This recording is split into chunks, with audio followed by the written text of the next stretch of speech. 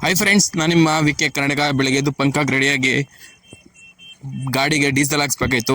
ಬಂಕದ್ರಿಗೆ ಬಂದು full tank diesel ಹಾಕ್ಸ್ಕೊಂಡು ಮೈಸೂರಿಗೆ ಬಂದೆ. ಮೈಸೂರಿಗೆ ಬಂದು ನೋಡಿದ್ರೆ ಫುಲ್ ಟ್ರಾಫಿಕ್ ಇತ್ತು.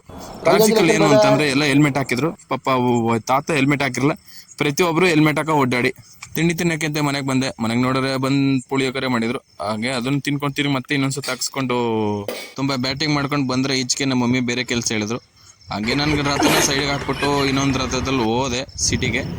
ಬಂದು ನೋಡಿದ್ರೆ ಮಟನ್ ಅಂಗಡಿಗೆ ಹೇಳಿದೆ. ಮಟನ್ ಬಂದು ನೋಡಿದ್ರೆ ತುಂಬ ನೇತಾಕಿದ್ರು. ಮಟನ್ ತಗೊಳಕ್ಕಲ್ಲ, ಚಿಕನ್ ತಗೊಳಕ್ಕೆ ಬಂದಿದ್ದೆ. ಅಲ್ಲಿ ನೋಡಿದ್ರೆ ನಮ್ಮ ಒಂದು ಹುಡುಗಿ ನನ್ನನ್ನೇ ಗುರಾಯಿಸಿತ್ತು, ಏನು ಈ ಥರ ಇದ್ದಾನೆ ಹೀರೋ ಅಂತ. ಸಿಟಿಗೆ ಬಂದೆ. ವಿಯರಲ್ಲಿ ಒಂದು ಪಾರ್ಸಲ್ ಇತ್ತು. ನಡೆದು ತುಂಬ ಸುಸ್ತಾಗೋಯ್ತು. ಹಂಗೆ ಬೆವರು ಬರ್ತಿತ್ತು. ಅಲ್ಲೇ ಊಟ ಮಾಡಿಕೊಂಡು ಹೋಟ್ಲಲ್ಲಿ ತುಂಬ ಚೆನ್ನಾಗಿತ್ತು. ಹೋಟ್ಲಿದು ತುಂಬ 20-25 ವರ್ಷದಿಂದ ಅನ್ಸುತ್ತೆ ಇದು ಹೋಟೆಲ್ ಮಡಗಿದ್ರೆ. ತುಂಬ ಚೆನ್ನಾಗಿದೆ ನೋಡಿ. ಬೈಕ್ ಹೋಲ್ಡ್ ಬಂದಿದೆ. ಹಂಗೆ ಜರ್ಕಿನ್ ತಗೊಳ್ಳೋಣ ಅಂತ ಅಂದ್ಬಿಟ್ಟು ತುಂಬ ವೆರೈಟೀಸ್ ಹೆಲ್ಮೆಟ್ ಇದೆ. ಬಟ್ ದುಡ್ಡಿರಲಿಲ್ಲ, ಅದಕ್ಕೆ ತಗೊಳ್ಳೋಕ್ಕಾಗಲಿಲ್ಲ. ನೋಡಿ ಎಷ್ಟು ಚೆನ್ನಾಗಿದೆ, ಎಷ್ಟು ಥರ ಹೆಲ್ಮೆಟ್ ಇದೆ, ಯಾವ್ಯಾವ ಥರ ಬೇಕೋ ಎಲ್ಲ ಇದೆ. ಹಂಗೆ ನಾನು ಜರ್ಕಿನ್ ತೊಗೊಂಡೆ ಒಂದು. ನಿಮ್ಗೆ ಯಾರು ಬೇಕಾದರೆ ಕಮೆಂಟ್ ಹಾಕಿ, ನಾನು ಲೊಕೇಶನ್ ಕಳಿಸ್ಕೊಡ್ತೀನಿ. ಅದು ನೋಡಿ ಎಂತೆಂಥವರೆಲ್ಲ ಜೊತೇಲಿ ಹೋಗ್ತಿದ್ದಾರೆ. ನಮ್ಮ ಮನೆ ಬರ ಯಾವ ಹುಡುಗಿನೂ ಇಲ್ಲ.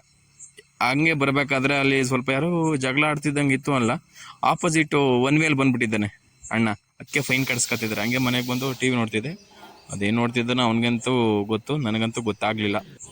ಹಂಗೆ ಮುಗಿಸ್ಕೊಂಡು ಸ್ವಲ್ಪ ಶಾಪಿಗೆ ಬರಬೇಕಾಗಿತ್ತು. ಶಾಪ್ ತೋರಿಸ್ಕೊಂಡು ಇಲ್ಲೇ ಮೆಡಿಕಲಲ್ಲಿ ಅದೇನು ಬರೆದವ್ರೆ ಅಂತ ನನಗಂತೂ ನಿಜ ಗೊತ್ತಿಲ್ಲ. ಇವತ್ತಿನ ಕತೆ ಇಷ್ಟ.